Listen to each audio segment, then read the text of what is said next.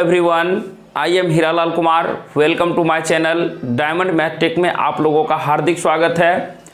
तो मैं आज आप लोगों के लिए NHPC जेई या SSC जेई हो या RRB जेई या किसी भी अन्य कम्पिटिटिव एग्जामिनेशन में आप बैठते हैं जहां जनरल अवेयरनेस पूछा जाता है, उसका मैं आज आप लोगों के लिए कुछ वक्तव्य रखना चाहता हूं। तो आप लोग अच्छे से देखिएगा वीडियो को और वीडियो को पूरा देखिएगा, चूँकि यहाँ से आप लोगों को पता चल जाएगा कि आपके एग्ज़ाम में क्वेश्चन कहाँ से आते हैं, कैसे आते हैं, आपको कौन से बुक पढ़ने चाहिए, किस टॉपिक को पढ़ना चाहिए, किस टॉपिक को छोड़ना चाहिए। तो इस वीडियो में कंटिन्यू बने रहें।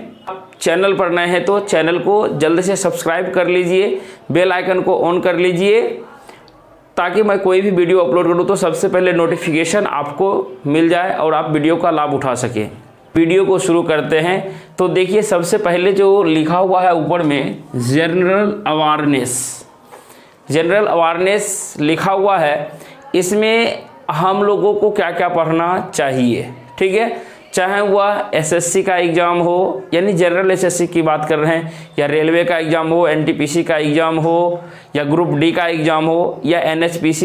अब हम लोग टेक्निकल में चलेंगे, जैसे NHPC जेई हो गया, SSC जेई हो गया, RRB जेई। मेनली हम लोगों को यही ध्यान में रहता है, लेकिन बहुत सारा SSC यानी कि बहुत सारा जेई का एग्ज़ाम होता है जो कि हम लोग नहीं भी भर पाते हैं। और तो मैक्सिमम अब तो अप्रेंटिस निकालने लगी है, जेई का वैकेंसी बहुत कम कर दिया गया है। ठीक है, लेकिन फिर भी आप लोग लगे रहेंगे, क्योंकि आए दिनों कभी ना कभी तो ALP का हो गया, वैकेंसी तो आएगा ही आएगा। जब वैकेंसी आएगा उसमें अपने तैयारी को पूरा रखना है और क्या करना है, उसमें डट के एग्ज़ाम देना है और अपने रिजल्ट को लेना है। ठीक है, तो देखिए, सबसे फर्स्ट में लिखा गया दो चीज़ हमने लिखा है। देखिए, एक लिखा है जनरल नॉलेज और दूसरा में लिखा है जनरल साइंस। क्या लिखा? General knowledge and general science. चूँकि आप टेक्निकल के छात्र हैं तो आपको टेक्निकल भी पढ़ने पड़ते होंगे, इसलिए यहाँ से मैंने जनरल नॉलेज और जनरल साइंस दिया। क्योंकि जनरल नॉलेज में ही हम लोगों को अंदर पूरा डीपली नहीं पढ़ना है, हम लोगों को नॉलेज रखना है, लेकिन थोड़े थोड़े नॉलेज रखना है, हर सब्जेक्ट का नॉलेज रखना है, तब जाके हम लोगों का कोई भी एग्ज़ाम क्लियर हो पाएगा। ठीक है, तो जनरल नॉलेज पढ़ना है, दूसरा हम लोगों को जनरल साइंस पढ़ना है, तीसरा में देखिए इन्वायरमेंट। कहिएगा सर ये इन्वायरमेंट न्यू सब्जेक्ट लग रहा है। ठीक है, उसके बाद यहाँ से आपको है साइंस एंड टेक्नोलॉजी हो गया, इंडियन इकोनॉमी हो गया, हिस्ट्री हो गया यानी इतिहास पढ़ रहे होंगे, ज्योग्राफी पढ़ रहे होंगे, कल्चर संस्कृति हो गया, जनरल पॉलिटी हो गया, एंड साइंटिफिक रिसर्च हो गया। उसके बाद कि बेसिक ऑफ कंप्यूटर एप्लीकेशंस यानी कि कंप्यूटर के बेसिक नॉलेज होने चाहिए, एंड करेंट इवेंट्स, जो कि सबसे महत्वपूर्ण हर एग्जाम में रोल अदा करता है, करेंट इवेंट्स। ठीक है, लेकिन हम लोगों को करेंट इवेंट्स उतना नहीं दिया जाता है, करेंट अफेयर्स, जितना कि हम लोगों का स्टेट। देखिए, अब इसी को लोग अलग अलग कैटेगरी में डिवाइड कर देते हैं। ठीक है, अलग अलग कैटेगरी कहने का मतलब हो गया कि स्टैटिक जीके। ठीक है, स्टैटिक जीके हो गया वैसा क्वेश्चन जिसका आंसर कभी नहीं बदलेगा। जैसे अगर आप याद किए हैं बिहार की राजधानी, तो बिहार की राजधानी हमेशा पटना ही होगी, पटना ही है।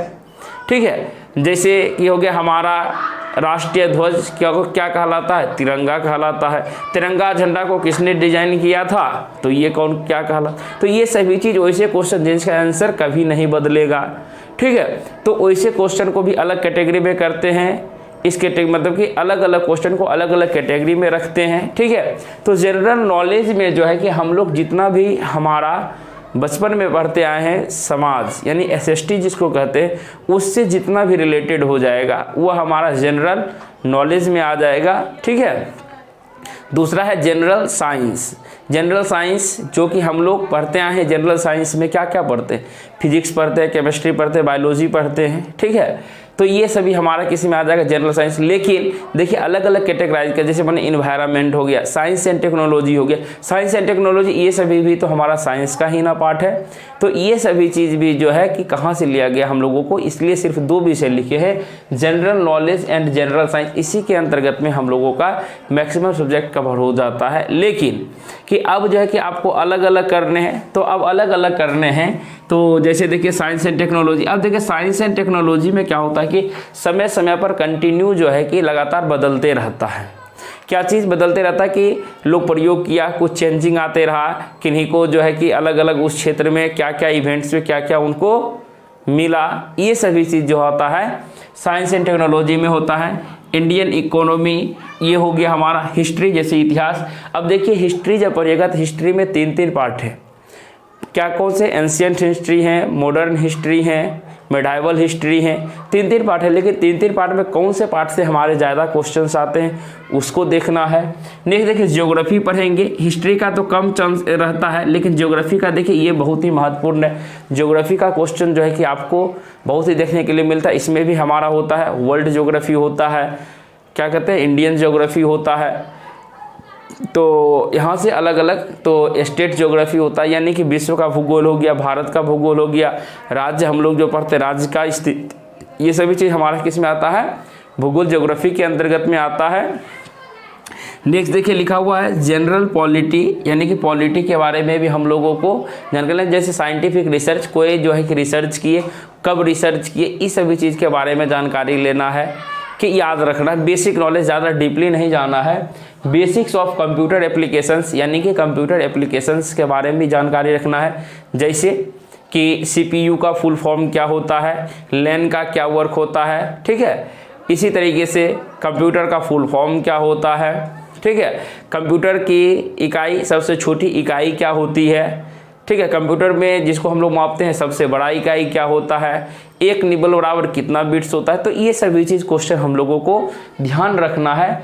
और जो लास्ट में है करंट इवेंट्स, जो कि हमारा करंट अफेयर्स होता है, वो करंट अफेयर्स आप लोगों को जो है कि कंटिन्यू नहीं, अगर आपको सप्ताह में 1 से 2 दिन निकालिए, या जो है कि एवरीडे 10 से 15 मिनट जो है कि आप क्या कहते हैं पेपर, यानी कि न्यूज़पेपर, अगर आपको आदत है तो एवरीडे देखिए। अगर नहीं समय है तो न्यूज़पेपर छोड़िए, कोई भी बहुत सारे चैनल ऐसे हैं जो कि करंट इवेंट्स, करंट का क्लास लेते हैं, उसका कोई भी बढ़िया सा चैनल देखिए। अगर जो है कि उसमें आप देखते हैं तो बढ़िया सा चैनल देखिए और उसको एवरीडे कंटिन्यू, जो आपको अच्छा लगे उसको नोट्स बना के छांट के चलते रहिए। अगर आप बुक से भी पढ़ना चाहते हैं तो मैं बुक प्रीफर कर दूंगा कि कौन सा बुक आपको पढ़ने हैं करंट इवेंट्स के लिए, ठीक है। तो कमेंट करेंगे, अगर बुक आप लोगों को पढ़ना होगा तो बताइएगा, जो है कि बुक बता देंगे कौन से पढ़ने हैं, ठीक है।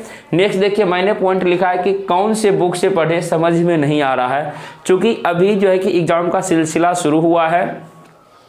तो इसके दरमियान आपको लगेगा कि कभी इस राइटर का पढ़े, क्या उस राइटर का पढ़े, उस राइटर का पढ़े, इधर उधर दिमाग बौखते रहेगा, आप लोग यानी कि स्टेबल नहीं हो पाएंगे। तो इसके लिए जो है कि मैंने सोचा कि कुछ बुक्स वगैरह बता देते हैं। तो लिखा कौन बुक से पढ़े समझ में नहीं आ रहा है, क्योंकि आप कोई भी एग्जाम देते हैं तो आपको बुक्स पढ़ने की होनी चाहिए आदत, क्योंकि मोबाइल से पढ़िएगा तो आपका आंख भी खतरे में जा सकता है, यानी कि बहुत सारा प्रॉब्लम क्रिएट होता है, आलस भर जाता है शरीर में। बुक से पढ़िएगा तो आप एक प्रॉपर, जब भी पढ़े बेड पर नहीं पढ़िएगा, बैठ के पढ़िएगा, टेबल चेयर पे बैठ के पढ़िएगा और बुक से ज़्यादा पढ़ने की कोशिश करिएगा।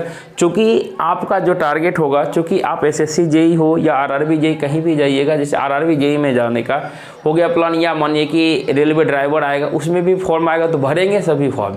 तो मानिए कि किन्हीं का अगर रेलवे जाना है, जैसे मानिए असिस्टेंट लोको पायलट में होगा तो वो क्या करेंगे, उनका तो वहाँ पे आँख काम आना चाहिए, आँख उनका ठीक ठाक होना चाहिए। तो इसके लिए अपने आँखों को ज़रूर बचा के रखिए। तब जो है कि अगर मानिए कि ठीक है हम दिन रात एक करके पढ़ लिए, सभी चीज़ कर लिए, एग्जाम निकाल लिए, और साइको जो होता है कि साइको अगर हम मानिए छट के आ गए तो क्या फ़ायदा। तो इसलिए जो है कि आँख को भी बचा के रखिए। इसलिए बुक जो है कि अपने पास बुक को ज़रूर रखिए, ठीक है। अब देखिए यहाँ से बुक लेने से पहले आप लोग को क्या करना, नोट देखिए मैंने लिखा है, नोट सबसे पहले दिमाग में इस बात को बैठा ले कि आपको एग्ज़ाम किस मीडियम में देना है।